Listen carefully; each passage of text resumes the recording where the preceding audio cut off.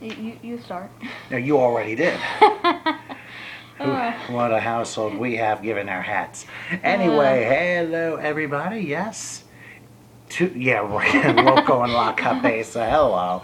Anyway, Danny is to my right. This is, of course, Crazy Tom here. And my son Danny, who started his first day of fifth grade.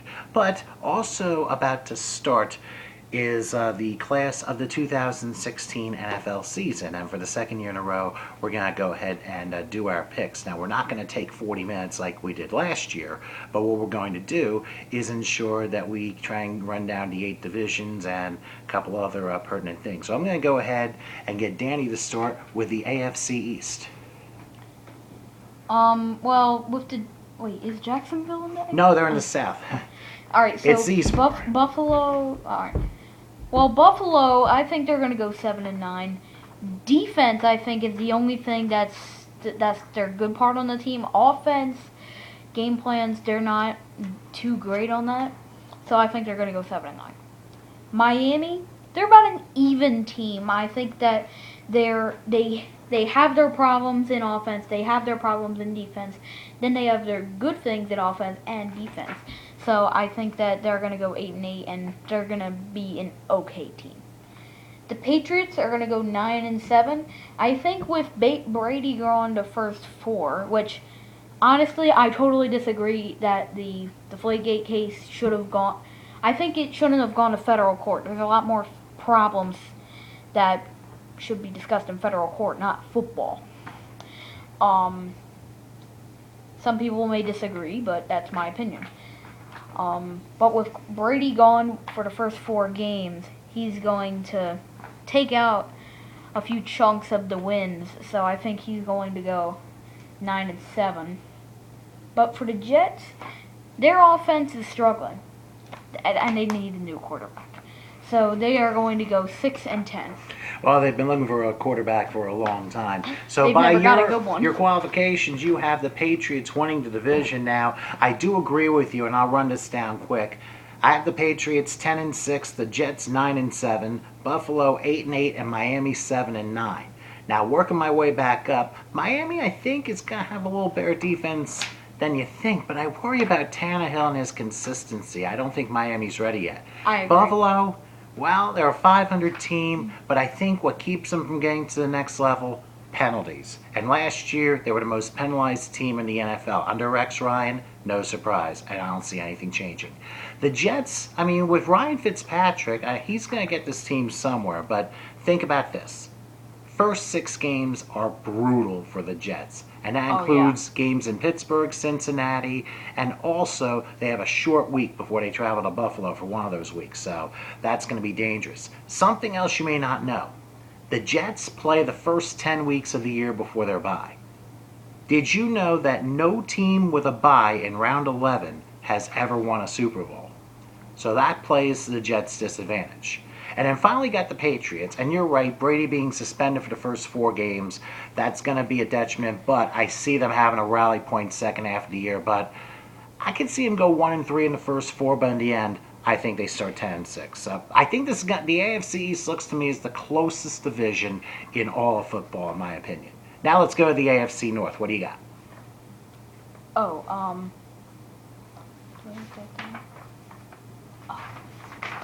Baltimore, I think they're gonna go 8-8. Joe Flacco, which is obviously from the high school Where we are in Audubon. Yeah. So is Dan Baker. He's also an alumni Which I there. didn't know until 2 days ago. He's not the same anymore. Once he tore his ACL or something. Yeah, he tore his ACL. That kind of made his career go down the hill. And yes, that's a compression sleeve. I think that he's going to do well. He's going to carry the team. But right now, they're not doing too great. And, nobody else is really going to be a beast on the team. So, it's just kind of not going to be their year this year, 8-8. 7-9 for Cincinnati, because their offense is kind of iffy, Have you been watching them? I'll explain in a moment. Go ahead. But Andy Dalton, I don't really, think is gonna do great this year. They have they have great defense, but their offense, I don't know this year. Cleveland, do I really have to explain this? I'm not, trust me. Years of mismanagement. And Mr. Management, too, which are being mismanaged. So, easily 5-11. And for Pittsburgh, I think they're going to win the division by a landslide. 10-6. They're a good all-around team. They have Ben Roethlisberger King, and they have Tavon Austin. And have you forgotten about Antonio Brown? No, I have not forgotten about him. They have him too. They're really going to carry that team. They're doing great, especially Roethlisberger King being the quarterback. And yes, I said Burger King. That's my kind of joking style. Well, I ended up having Wendy's, but I'm going to make you wonder. You have Pittsburgh winning the division. No, you had Roy. Well, that's true. I forgot about that. So you have Pittsburgh winning the division. I really disagree with you on Cincinnati. This is a team that is so angry after what happened in that wild card game last year. Cincinnati lost in a very unnatural way against Pittsburgh. I really think they threw the game. I really do. If you watch the last 2.5 minutes of that game, everything happened so unnaturally, and Roethlisberger was playing with half a shoulder. So, based upon that, I really, really have this as more of a suspicious team. Cincinnati will win the division easily at 12-4. I have Baltimore and Pittsburgh tied at 9-7, and Cleveland, you're right, they're dead before they even start. So they're 4-12, and be happy that's your first opponent, but there's no guarantee for a win there either. But Cleveland, hey, they're Cleveland. Even with Robert Griffin, you could have Joe Montana in his prime, and it's still going to be 4-12. Pittsburgh, their offense is going to be great. There's no question. But the steel curtain is more like a mildewy shower curtain as far as I'm concerned. So I can't give them the division that way. Baltimore, Flacco's back, and that's big. And, of course, they got a little bit of speed and helping the special teams signing Devin Hester. But here's something about Joe Flacco you need to know. No quarterback has ever led his team to a Super Bowl after having an ACL tear the previous year. So that doesn't bode well for Baltimore. And as I said, Cincinnati, they're angry. Andy Dalton and company, they're trying to get back and get to their third Super Bowl and their first since the 1988 season. But, boy, last year could not have been any more bitter than what it was, and I'm very shocked that Marvin Lewis is still around for his 14th season. Let's go to the AFC South. For Houston, I believe that they're going to go 10-6. They're really going to be led by J.J. Watt. I think that Watt, he's one of the best. I tried to give you a few watts. Continue. All right, this is keep my time to shine. Go ahead. Well, you have to shine in the middle of this thing, you know. They're a very good team defense-wise, especially by J.J. Watt. They otherwise, J.J. Watt, he's really going to lead the team. He's really going to help them. They probably are going to win the division. Indianapolis, 8-8. I don't think Andrew Luck is going to do too good, but I do think he's going to help them get some wins. They're going to go 8-8, but like I said, he can slip through. Jacksonville, once again, do I need to explain? 6-10. It's easy. They've never picked up somebody who everybody has, like J.J. Watt. That's a household name by now. And Jacksonville, they never, when was the last time they made the playoffs? Well, they did some years back, let's not forget. I forget when the last year was, but what about Tennessee? You got one more. Tennessee, they're 7-9. They have never been good offensively. Remember last year, I believe they were 4-14. I don't have the standings with me. Well, they were a bad team last year. There's no question about that. So you do have Houston winning the division, which I do agree with you. I do have Houston winning at 12-4. I have Jacksonville 8-8, Indianapolis 7-9, and Tennessee 5-11. Now, Tennessee, of course, has Marcus Mariota. And, of course, in a trade with the Eagles, they got DeMarco Murray. But I only think that's going to save Mariota a couple of hundred rushing yards because I think Murray's a little bit on the downside of his career. So I really don't see too much happening with Tennessee. Yeah, Murray's on the downside. Indianapolis, well, I think Andrew Luck has put a couple more zeros and taken out a few more life insurance policies because of his offensive line. He is a great quarterback, but he throws too many interceptions, and when you do that, that prevents you from getting too far. And I really think by doing that, that's going to be key for the Colts, and that might be their demise this year. Jacksonville, I forget who they picked fifth in the first round of the draft, but he may be a key player for them on defense. I see them improved at 8-8. But here's something to think about in regards to the Jaguars. Their average age on the team is under 25 and a half years old. Yeah. Twice in the history of the NFL, and both times it happened in this decade, twice in the history of the NFL have teams won with an average age of under 26. The 2013 Seahawks, and the year right after that, the 2014 Patriots. Both of them were coached by men who were 60 years of age or over, in Pete Carroll and Bill Belichick, respectively. Gus Johnson, he just turned 50 over the summer. I don't think Jacksonville's ready yet, but they have a very promising future. But one thing to go back on Indianapolis on, no team has ever won a Super Bowl after their quarterback missed more than half the previous season. Andrew Luck only played 7 games last year out of 16, so that doesn't bode well for the Colts. But Jacksonville, I think they have a good chance. Houston, remember, where's Super Bowl 51? Houston? Yep, NRG Stadium. And think about this. Only twice in Super Bowl history have teams played very close to their home stadiums for a Super Bowl. The Los Angeles Rams of 1979, they played their games at Anaheim Stadium. The Super Bowl that year was in Pasadena, but they lost 31-19, so they're only 35 miles away. And then the 84 San Francisco 49ers, who had a 15-1 record, played Super Bowl 19 at the old Stanford Stadium in Palo Alto, about maybe 45 miles away from San Fran. 49ers won that game 38-16.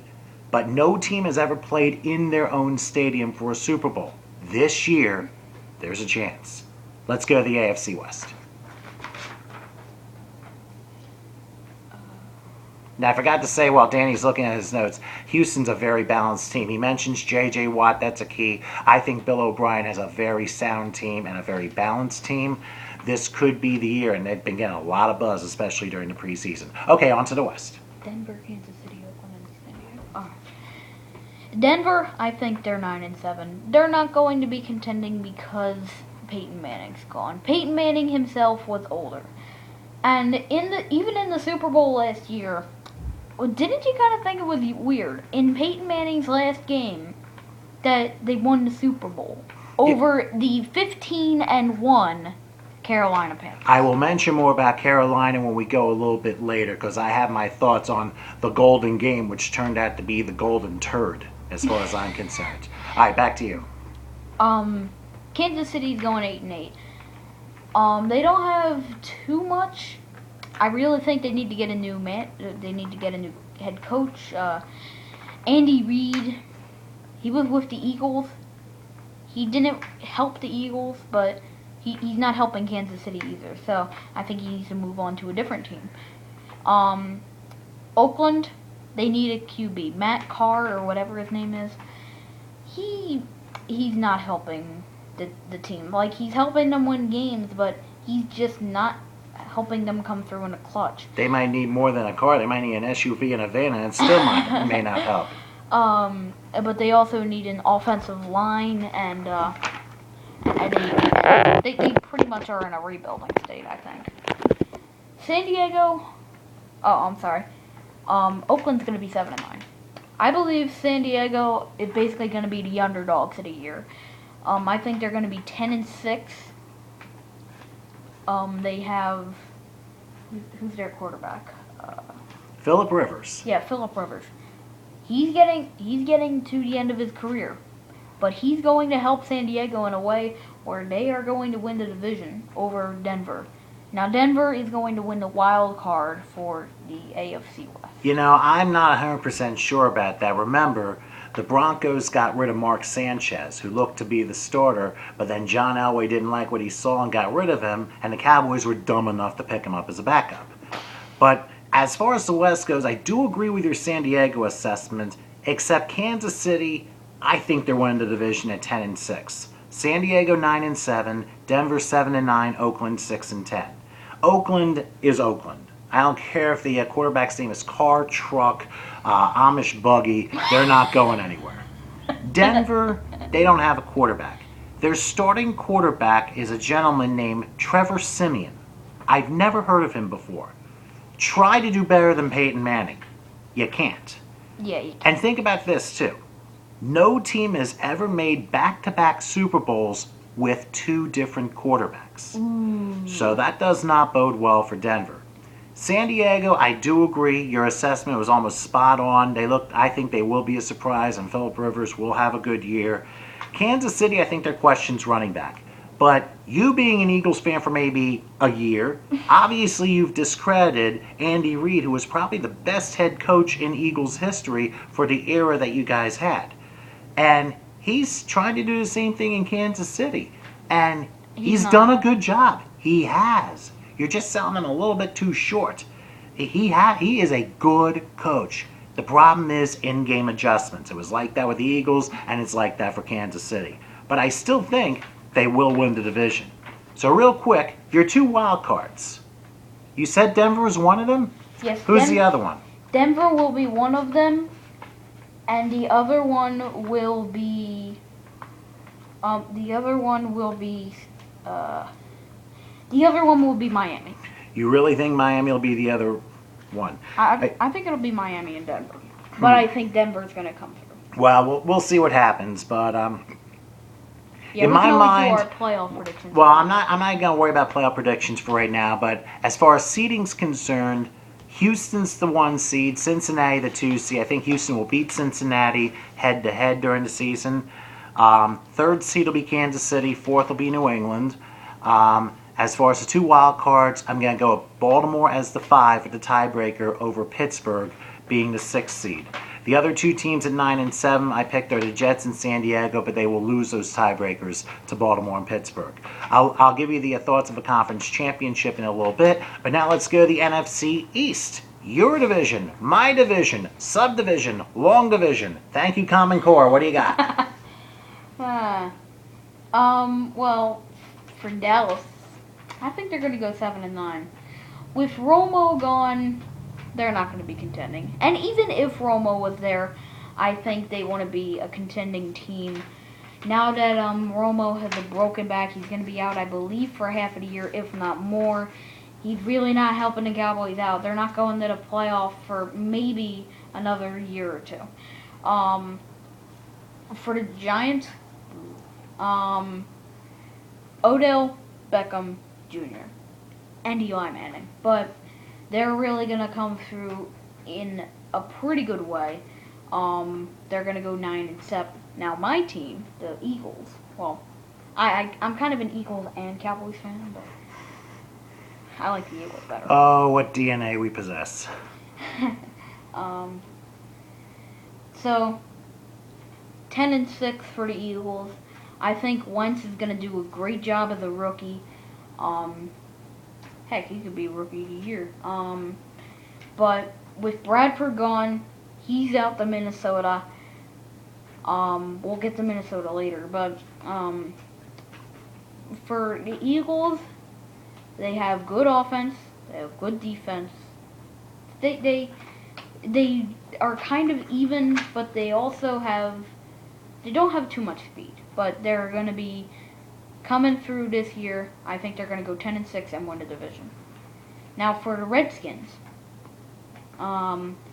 they need offense. Also the quarterbacks, they're not as good. It's just they're kind of falling apart. Well, and what record do you have for them? I have 7-9. Wow, you know you're more optimistic about Dallas than I am, but I think we're spot on with the Redskins. I'll tell you my picks. I have the Giants actually winning the division at 9-7, Washington 7-9, Dallas 6-10, and the Eagles. I hate to say this, Danny, 5-11. You might win your first game, but Carson Wentz is not playing teams at the level of North Dakota State anymore. This is the real deal. Think about this. How many passes did Carson Wentz throw in the preseason? How the heck do you think I know? He threw 12. He didn't throw a touchdown, but he threw 1 interception. That doesn't say anything for how much NFL experience he's had. That's 4 games.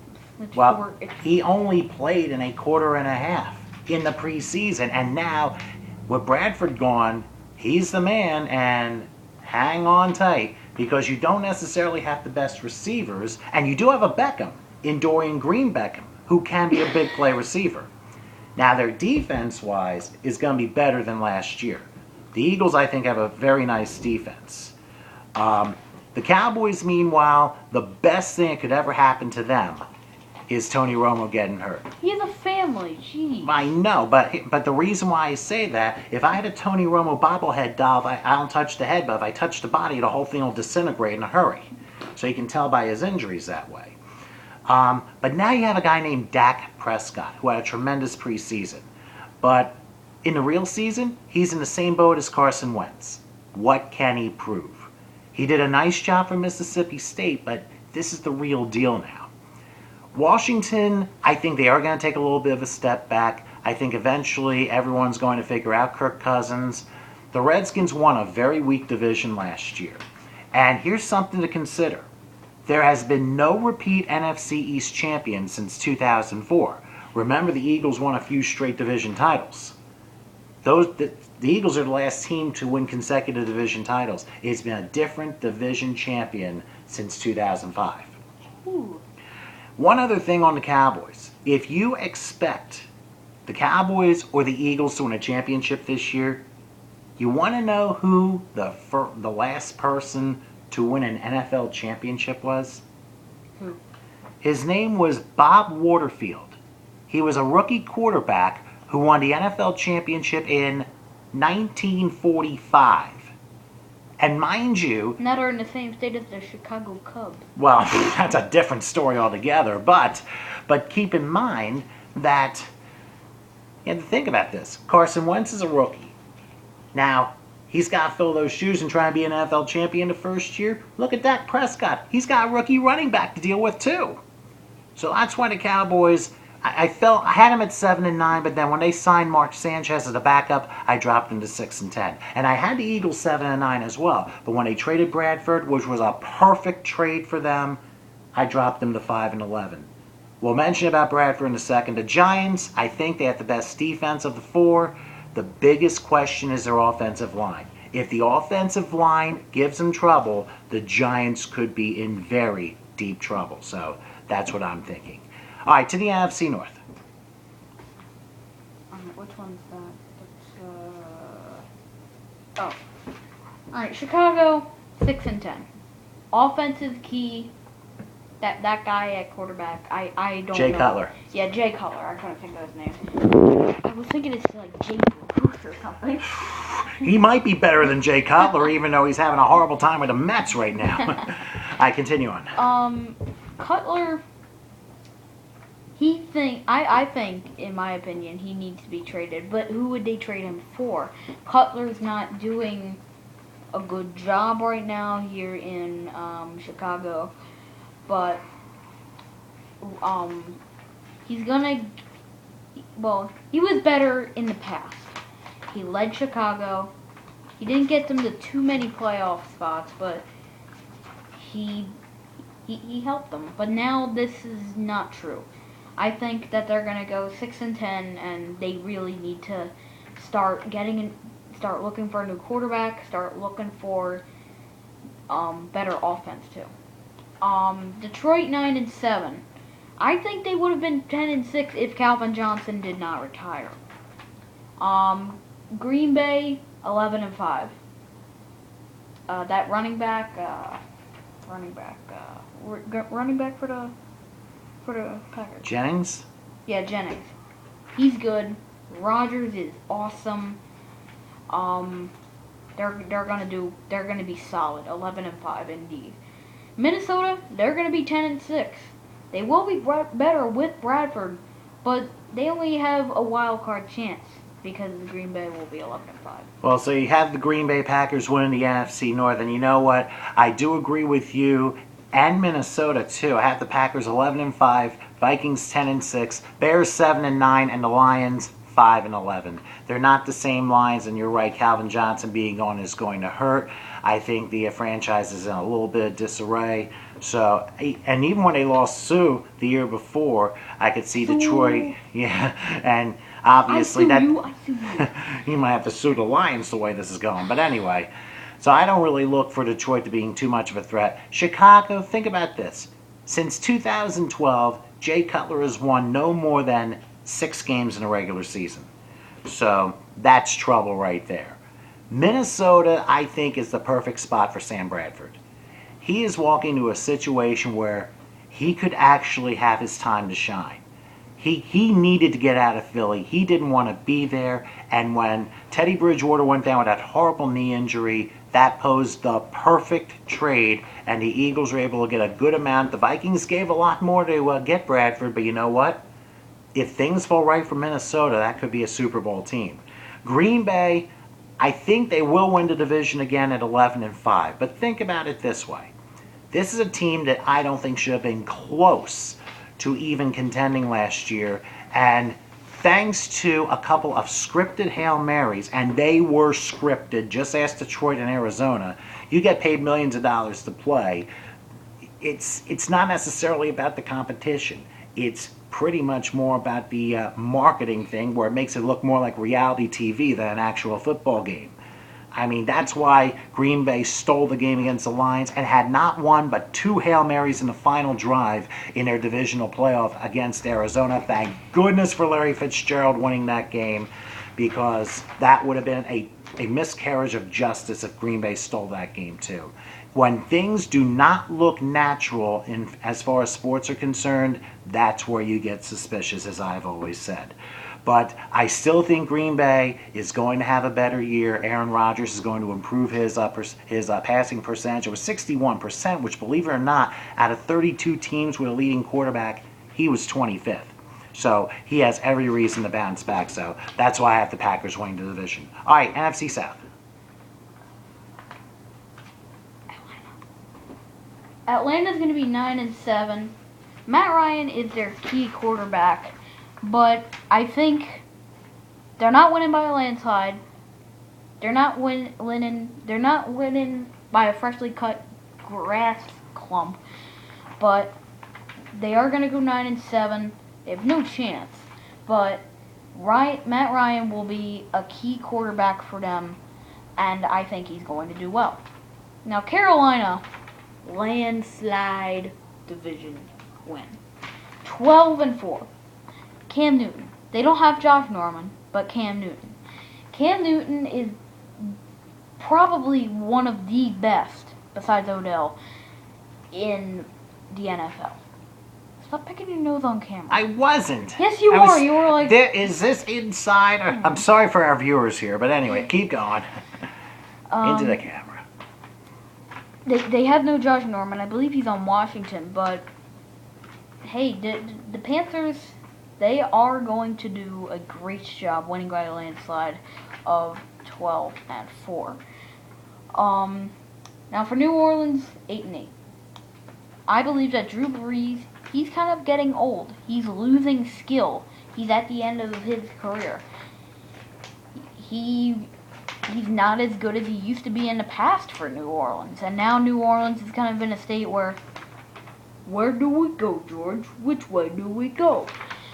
And we go to Tampa. And but New Orleans, I don't think they're going to do a great job this year. Finishing 8-8. Tampa Bay, they've never had a good offensive line or defense, so I don't expect them to be huge contenders. But I do think they'll go 7-9. I don't think you watched the Super Bowl 37 tape against Oakland or Rondé Barber picking off Donovan McNabb and running like 3 times around the world after the NFC Championship game. I wasn't alive. I know, but you had Eagles outfit on, so therefore I must mention that to you. Anyway, I have in the South, I do agree with you, Carolina, easily the class in the division, 12-4. Tampa Bay, I think, will be a surprise this year at 9-7. I don't think they're a playoff team yet, but they're going to surprise some people. And I have New Orleans and Atlanta both at 7-9. You look at Atlanta, they've got Matt Ryan, who's been around for a long time, but they have two receivers, Julio Jones and Roddy White, two of the 10 best in the league. That's going to help. But what's their offensive line and what's their front seven about? That's a problem. The Saints, I agree with you with Drew Brees. I do think they're going to fall a little bit, and they're kind of like going a little bit backward here. Tampa Bay, I think, is going to be one of the more improved teams in the league, just like Jacksonville is. But like I said, they're not quite ready yet. But Jameis Winston, I think, is going to have a very nice second year. And Carolina, trust me when I say Cam Newton, he wants blood this year. They're not going to be 15-1, but 12-4 is going to be sufficient enough. And I think they have a very good chance of getting back to the Super Bowl. Well, here's something else to consider. Carolina, in their over 20 years of existence, they have never had back-to-back winning seasons. So that's going to be a big challenge there. Cam Newton knows if he was allowed to play the way he did in Super Bowl 50, I guarantee you Carolina would have beaten Denver. But you know how the networks and how the NFL wanted to play out the end of that season.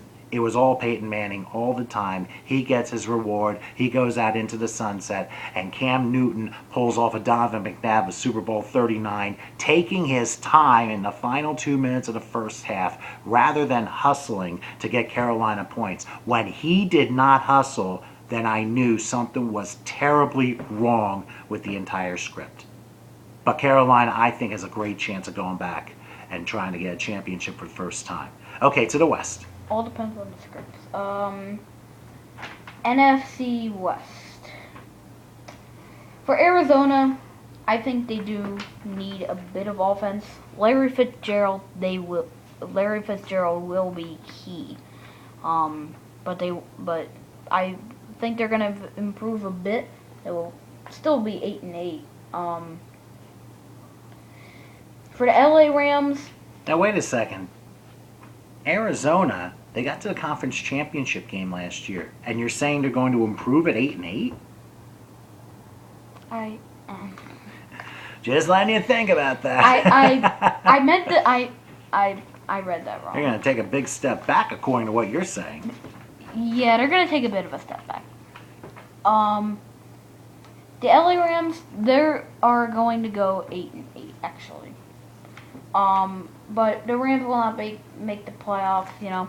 They kind of have a poor game plan, you know, like they don't have the best coaching, they don't have the best staff, but they do have rather good players. For San Francisco, they will be 11-5. That's if Colin Kaepernick stays on the team. If not, they will be 9-7. Colin Kaepernick, you know, is now infamous for not standing during the national anthem. I forget the reason why, but he's the backup quarterback, and they're going to go with Blaine Gabbert, as far as I'm concerned, to start the first round. So, but we'll see how Chip Kelly does too. So it's either 11-5 or 9-7. If Kaepernick stays, it'll be 11-5. If he gets cut, 9-7. And what about Seattle? Seattle, I also think they're going to be 11-5. It's going to be very close. Interesting division. Russell Wilson, Marcus Sherman, etc. Marshawn Lynch, aka Beast Mode, may be gone, but I don't think it's going to have much of an effect. I think it probably will have a big effect, but let me put it to you this way. And for those of you who are trying to make NFL predictions, remember, Danny is giving his best effort. When you give your NFL predictions, make sure that when you add all the wins up for all 32 teams, that you end up with a grand total of 256. Because there's a win and a loss for each one, and for 16 games per week, and if you take out the buys, you multiply 16 to square root, and there's your 256 right there. So that's your Common Core question for the day, doing it mentally. Anyway, for the West, Arizona, I think, repeats as champions at 11-5. I think they're going to make another run. And I think they will beat New England in round one on Sunday for Sunday Night Football. Seattle, I think they're still a good team at 9-7. But here's a stat for you, right? And I'll tell you the stat in a moment. Actually, as I say, the Rams, no, they're not ready yet. 5-11, and the 49ers, I think they're going to be putrid. I The think Rams just got rammed. well, they're going. Well, who's going to get rammed more? San Francisco, 4-12, regardless of the controversies of the team. San Fran has the toughest schedule in the NFL as of right now. Of course, that can change as the games are played, but the 49ers have a brutal schedule. As for the Rams, Jeff Fisher, good coach, not a great coach, but you wonder if Goff will be a gaff. That'll be his rookie season. We'll see. Seattle, they're 9-7, and the fact that, of course, getting to 2 Super Bowls, winning one, and the fact Russell Wilson got his payday, obviously depleted a lot of key areas, especially in defense. Here's an interesting stat for you. Before the Seahawks picked up Marshawn Lynch in 2010, the 2 previous seasons, they were 4-12 and 5-11, respectively. So I think losing Marshawn is going to hurt the running game in a huge way. And Arizona, who knows if Carson Palmer can do it again? He's got Larry Fitzgerald. He's got a great coach in Bruce Arians. He and Bill O'Brien may have the 2 most balanced teams in football. So that's really the story there. So right now, according to my estimations, I have the number 1 seed, Carolina, at 12-4. Green Bay will have the tiebreaker over Arizona. So Green Bay will have the 2 seed, Arizona the 3 seed, the Giants will be the 4 seed, and the 2 wild cards, Minnesota at 10-6, and Seattle will have the last wild card at 9-7. So, do you think you could probably agree with that? We're doing wild cards?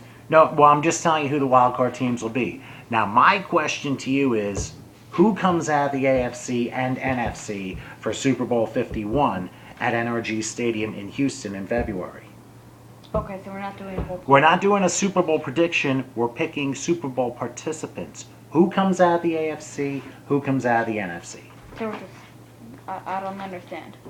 Meaning, who will win the AFC and participate in Super Bowl 51, facing the NFC winner in the Super Bowl, just like Carolina won a conference last year and Denver won their conference last year. Who do you think wins this year? Well, I think that actually Pittsburgh goes to the Super Bowl representing the. You're going to get a lot of friend requests from my group of Steeler fans, that's for sure. You have an entire group? No, not I have a lot of friends who are Steeler fans. They're going to like that. And how about the NFC? Yeah, shout out to all you. And then. See you November 13th. Hey, you got him in round 3. That's going to be a tussle. Luckily, you got him at home. So I do think that it will be Carolina and Pittsburgh for the Super Bowl. You know what? I agree with you with Carolina. I think they go back to the Super Bowl this year. They will beat Green Bay in the NFC Championship game. And for the AFC Championship, we're going to have a first, I think. I have Houston beating Cincinnati. I think Cincinnati finally gets off the schneid and wins a playoff game for Marvin Lewis. But I think Houston will win the AFC and be the first team to play a Super Bowl inside their own stadium. Now, mind you, the NFC will be the home team for this year's Super Bowl, so Houston will technically be the road team if they get there come February. So, going to be a very interesting year to say the least. So, your final thoughts on this? My final thought is that this will be a very interesting season. We got to see how it plays out. But I do think that, well, first of all, I'm just expecting that I get one record right. You'll get a couple. You won't get all 32, trust me. I won't. Nobody does. No, nobody does. But, except the NFL. Hey, you never know. Stranger things have happened. But I do think this is going to be a very fun season to watch. A lot of rookies, a lot of great players like Odell, Cam Newton. But you know, there's gonna be ups, there's gonna be downs, and it's going to be a good year. So I do agree, and for me, this is going to be a very interesting year. A lot of uncertainty for the NFL. You have to remember, this is not a league of parity, it's a league of mediocrity. But I really think there are going to be a lot of close games. And you never know. Stranger things have happened. Teams that could be 4-12 could be 12-4, and vice versa. So nothing is certain. All I'm thinking about are 2 games I've already predicted. I think Carolina beats Denver on Thursday, and Arizona will beat New England on Sunday. So while Danny turns my head, we're going to turn ourselves off, and he's going to go to bed. He's Danny. I'm Crazy Tom. Father, son, NFL picks. You have a good night, and thank you for watching.